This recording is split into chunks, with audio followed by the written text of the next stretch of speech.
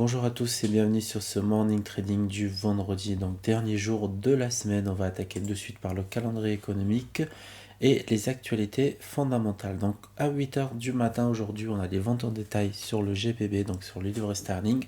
On a aussi sur le GPP quelques données fondamentales qui ont été dites donc hier, donc des augmentations de taux d'intérêt à venir, donc des réunions de la Bank of England donc qui décide enfin de augmenter ses taux. Alors agressivement, donc là on parle vraiment d'agressivité car l'inflation commence à être inquiétante, les prix à la consommation commencent vraiment à être inquiétants. Et du coup, on a des augmentations à venir. Donc, ceux qui font du GPB, attention, il pourrait être boule dans les prochaines semaines. L'euro, sommet des dirigeants de l'Union européenne. Donc, voilà, c'est plutôt une réunion donc, par rapport à ce qui se passe actuellement concernant bien sûr la guerre, l'inflation, etc., etc. Et on a aussi la BCE qui a annoncé une hausse des taux probable dans la prochaine semaine, je crois, si à la réunion. Et cette hausse des taux pourrait être de 0,75 points de base et bien sûr d'autres hausses à venir. C'est-à-dire que maintenant l'euro s'apprête à rentrer dans un cycle de hausse des taux d'intérêt, donc de taux d'emprunt, etc. Et donc on aura bien sûr moins de supply sur l'euro, ce qui va représenter tout simplement un euro un tout petit peu plus cher que prévu. Donc là pour le moment on est toujours en dessous de 1 euro, 1 dollar. Donc à suivre la semaine prochaine. En tout cas, ça va être intéressant pour le DAX qui devrait lui prendre aussi un petit coup à la baisse. Vente au détail pour le Canada. Donc ça aussi, c'est une annonce assez importante aujourd'hui pour ceux qui font du Forex. Donc le cas d'une vente au détail positif ou négatif à suivre pour vos positions. Toujours Forex. Donc on va directement aller sur le graphique. Et ici, qu'est-ce qu'on voit ? Le VIX qui passe enfin en dessous de 30, donc on a toujours cette zone ici qui pourrait être intéressante, donc cette zone de plus bas où on pourrait rebondir tout simplement sur le marché, donc toujours une petite alerte pour surveiller cette zone, toujours ce double top pour le moment qui domine, et bien sûr la zone basse qui se retrouve juste ici sur le VIX, donc on est à peu près à 19, donc on est un peu loin, mais je pense que le rebond à 28 est toujours valide, surtout le vendredi. Pas mal de liquidation de position à venir, donc à surveiller. Sur, bien sûr, alors excusez-moi, j'ai passé directement à la S&P sans regarder l'horaire. Hop, juste je vais effacer mes anciennes alertes. Hop, hop. Voilà, sur le... alors on reprend vite fait. Alors sur l'horaire ici, donc on a un canal plutôt baissier ici comme ça, qui se présente de cette façon. Hop. On a un canal baissier qui s'est présenté, donc on peut même faire un truc comme ça. Bon, ça sert strictement à rien. Mais bon, on voit que pour le moment la pression est plutôt baissière, donc on va attendre une volatilité plutôt sur un rebond à partir de 28,50. Donc sur l'horaire ici, il n'y a pas grand chose. On peut se dire que là, il y a un beau double top. Et ici, il y a une belle zone de rebond aussi à surveiller. Donc si bien sûr le marché se retourne, donc hop, je peux mettre des alertes un peu partout. Allez, maintenant on va passer aux 15 minutes juste pour voir une visibilité. Donc voilà, hop, on va essayer de désactiver les indicateurs pour le moment. Voilà. Donc voilà, pour le moment rien à faire sur le VIX, hein, sur cette UT là, peut-être placer une alerte ici sur le haut du canal, au cas où si on peut faire un petit range, un petit gap et peut-être faire un truc comme ça. Donc voilà, je surveille vraiment ce mouvement là, en tout cas sur le VIX, pour mes prochaines positions sur le DAX. Et bien sûr le Dow Jones, plus Dow Jones que DAX.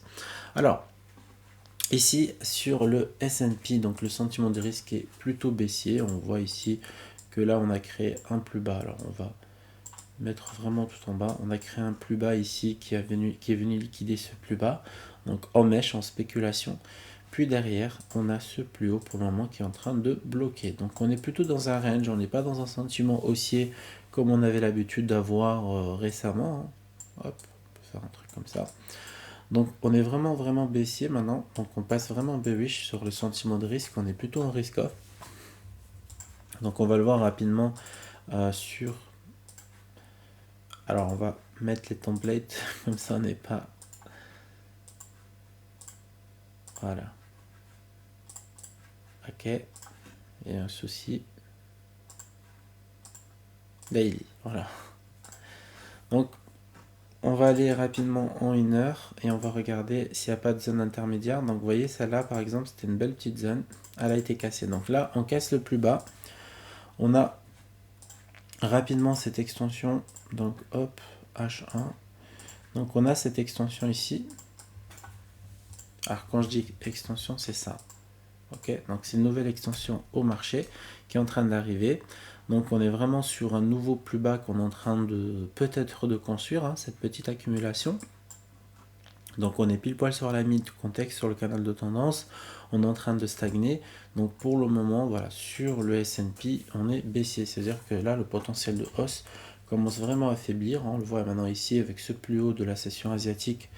Voilà, c'est ce plus haut là de la session asiatique qui est en train de mettre une pression vendeuse avec cette belle bougie. Hein.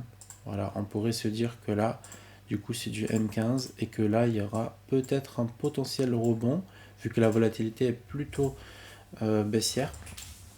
Donc, je surveille sur le plus bas et je surveille aussi ce plus haut. Donc, ce plus haut qui pourrait casser, qui pourrait réintégrer du coup le gros mouvement de range et on pourrait revenir sur un sentiment potentiel intraday, sentiment de risque plutôt on. Allez, on va voir notre pote, le DAX, qui est grave ennuyant. En fait, depuis qu'on a perdu en volatilité, le DAX est devenu un peu trop long. Donc, il commence vraiment à m'ennuyer. J'arrive plus trop à le trader, je vous dis honnêtement.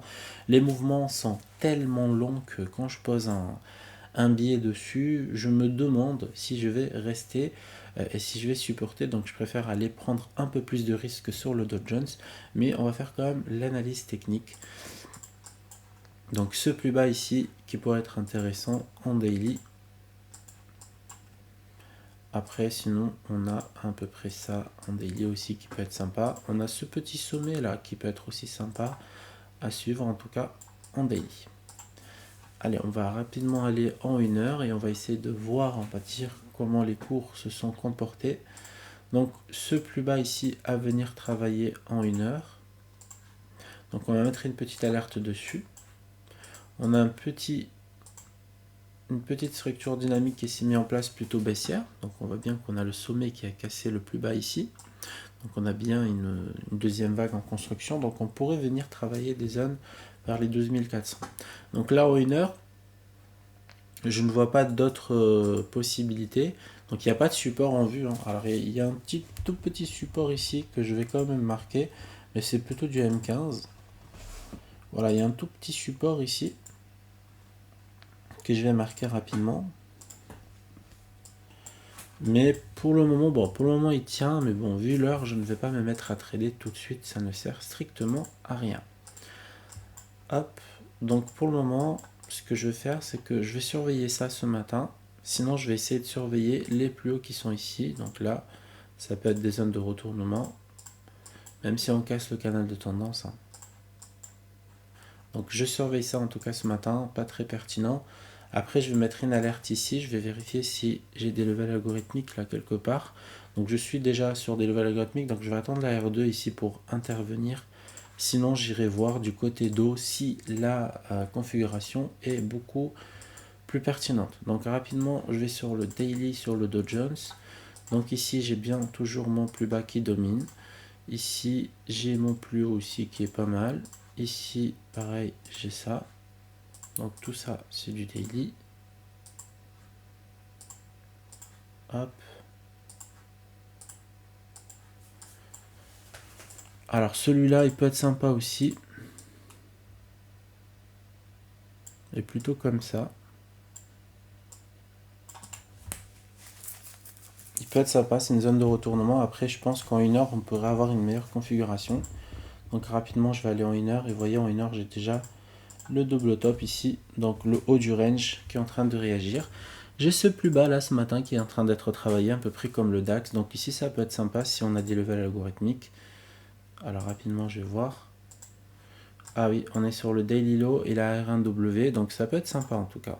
Moi, je suis prêt à rentrer en position sur le dos s'il clôture comme ça en 15 minutes, avec un petit pullback ou un truc de ce genre. Je me positionnerai peut-être comme ça et j'irai chercher des erreurs comme ça derrière pour le reste de la journée. Donc on verra. Alors vraiment un trade intra avec un petit lot tranquillement, c'est-à-dire que je ne vais pas m'acharner sur le prix pour rien. Alors là rapidement à 1 heure du coup on a plutôt cette position qui peut être sympa. Donc c'est une zone horaire. Donc pareil ici, zone horaire. Voilà, après on a toujours ce support en fait qui n'a pas été travaillé. Puis derrière on va aller en 15 minutes pour avoir un peu plus de détails. En 15 minutes on a ce plus bas pour le moment, ce plus bas, ce plus haut du coup. Donc ici, qui peut être sympa. Donc à voir quand le marché va venir ici. En plus je crois qu'il y avait des levels algorithmiques. Non, il n'y a rien ici, donc il va pas être très intéressant malheureusement. On va quand même le marquer, on va se mettre une alerte. Au cas où le marché ira un tout petit peu plus haut, je surveillerai les réactions rapidement sur le level symbolique qui vont être vraiment sympas. Et je verrai sur le moment si on est en déséquilibre, tout ça. On aura peut-être des supports daily. Moi je ne travaille pas avec les supports daily, je préfère tout ce qui est mensuel, weekly. Donc là si j'active les daily, peut-être qu'il y a quelque chose ici. Rapidement. Non, même en daily, il n'y a rien en fait. C'est vraiment au-dessus. Après, on arrive sur une zone d'accu et tout, donc ouais, on verra. On verra sur le moment s'il y a une opportunité de vente qui peut se présenter. Sinon, le flux peut être haussier à peu près jusqu'à là, sans aucun souci. Donc en termes de cyclicité, on est bien ici. Regardez, on est sur les plus bas, on est en train d'accumuler. Là, on est vraiment sorti tester les 0,50, donc la zone neutre plutôt. Et là, on est plutôt en train de repartir tranquillement. Donc voilà. Alors, ça a été un peu très court vendredi. Bof, pas beaucoup d'actualité. Techniquement, bah, c'est la fin de la semaine, donc c'est un peu mou. Donc c'est un peu mou, c'est-à-dire qu'il n'y a pas de belle configuration. Et il y aura un peu de volatilité, je pense. Donc j'espère que ce débriefing vous a plu quand même. Donc on se retrouve lundi pour le débriefing morning et d'autres vidéos à venir. La semaine prochaine, plutôt éducatif sur la chaîne. Donc j'espère que vous allez être présent et vous allez mettre un petit like, un petit commentaire. N'hésitez pas à nous suivre sur Telegram. Là où on va peut-être vous balancer quelques positions qu'on prendra en direct de mon compte de trading.